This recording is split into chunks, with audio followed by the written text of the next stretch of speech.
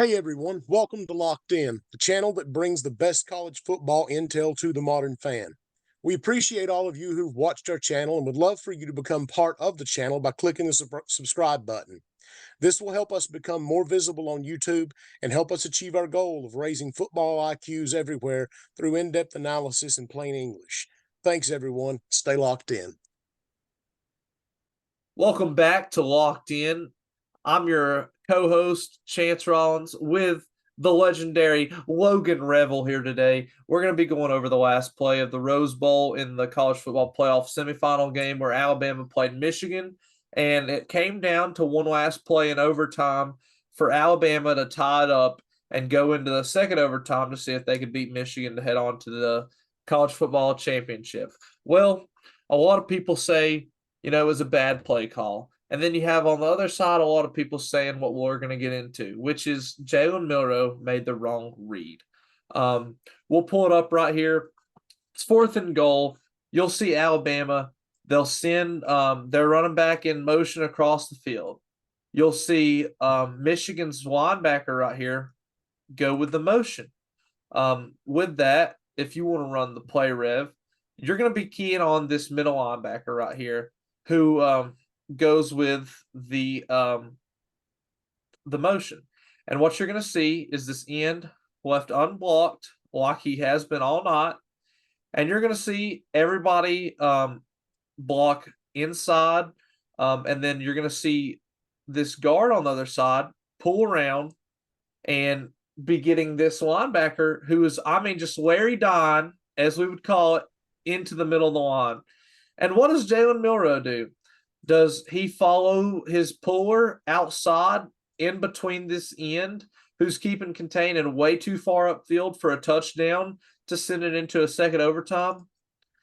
No, that is not what we see here. We see Jalen Milroe suicide into his offensive lineman on 4th and goal in overtime to go ahead and lose the game. Revel, I want to hear your thoughts about this. The play was there. The play was there. We just spent some time that we'll be posting Michigan breakdown, offense, defense, special teams. We're going to have a full defensive breakdown. And for the most part, Michigan played great defense in this game, but there were a couple holes that we noticed when trying to defend the run, especially the quarterback run.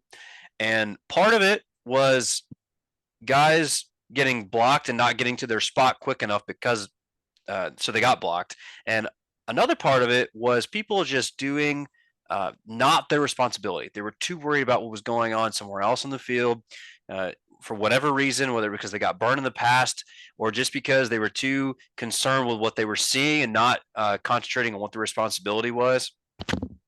And right here, somewhat interesting to me, actually, because there are other times in this game where you've seen Michigan pass off the man. So when you're running man coverage, a lot of times you'll see motions to discover for the offense that it is man coverage. So you'll see a guy run across the field, someone on the defensive side goes with him. I think, and so does Michigan a lot of times, that it's a lot smarter, even when you are in man, that you can pass that man off. So what they have shown earlier in this game is the Mike backer, who's right here in the middle of the defense, like right over where the center is. He's responsible for the running back. In other plays, he will pass off that motion back to the guy who's the other outside backer over here. I think he's number 8 or number 9, one or the other.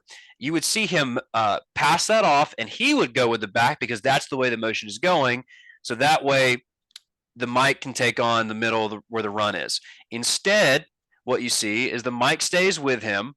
I think he even almost looks over to his guy. He sees that backer does not take him, so he goes over with the back. You see the defensive end run upfield, which is exactly what Alabama thought they were going to do. And then you see that Will, you can call him the outside back or whatever. You see him take 2 wrong steps and plunge himself into the offensive line because he's thinking inside run, even though that is not his responsibility. His responsibility is the gap in between that end and the tackle. Try and run this back. His gap is right here. He should be stepping in there. He should be blowing up the pulling guard. He should be knocking Milroe off his track. And instead, he puts himself into the line and allows Milrow a lane if Milrow takes it. So the play call from Bama was not wrong. What was wrong? The snap. This had been plaguing Bama all night. And the fact that we are playing game 14 for Alabama in a semifinal game to get to the national championship in overtime, a chance to tie it, to continue to stay alive in this game. The fact that we are dealing with bad snaps this late into the season, the breaking point of your season, is wild to me. And this had plagued Alabama multiple times during this game. I think this was probably the 6th or 7th that was really noticeable. You had seen one that really got away from Milrow that caused I think it was like a -10, maybe like a -15-yard play. But in this one, it's not egregious by any means. It doesn't get behind him. It just rolls a little bit on the ground. It's a little bit low. Jalen has to go down and get it. He had already been plagued by ones in the past, so he's already dealing with a little bit of PTSD from what happened to him before in this game. And also in the Auburn game, if you watch the Iron Bowl, before the miracle pass that Auburn somehow let happen, they had a very similar play to this that ended up going like -20 yards that caused the setup for the miracle play. So Jalen has dealt with a very serious issue here already throughout a couple of games, throughout this game, and he panics. It's just all you can say is that he panics. The play is set up. The guard pulls around.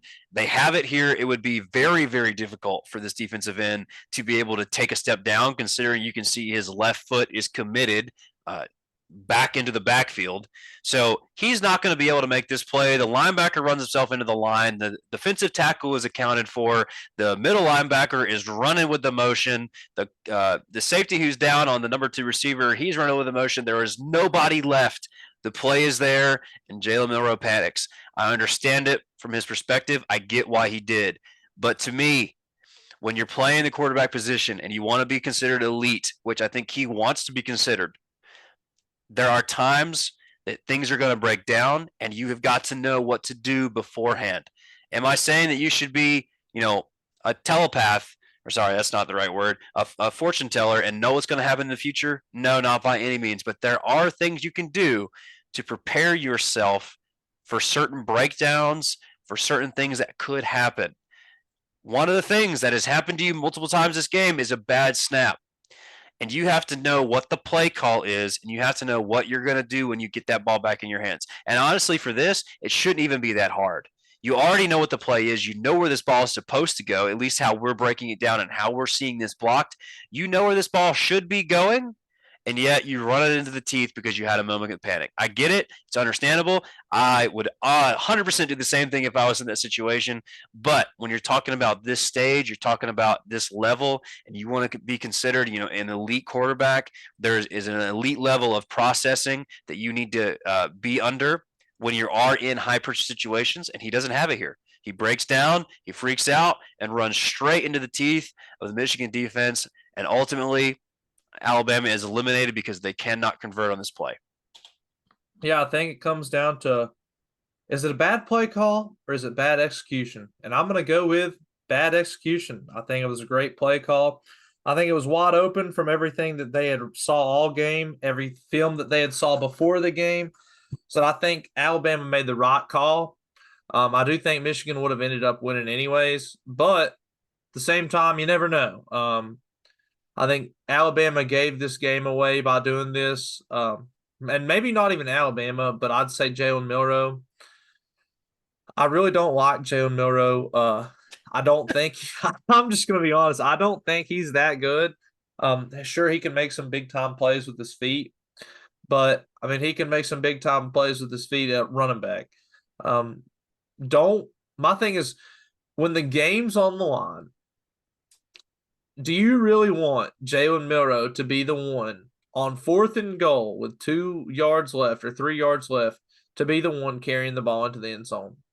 I guess if you're Alabama, sure. But personally, not me.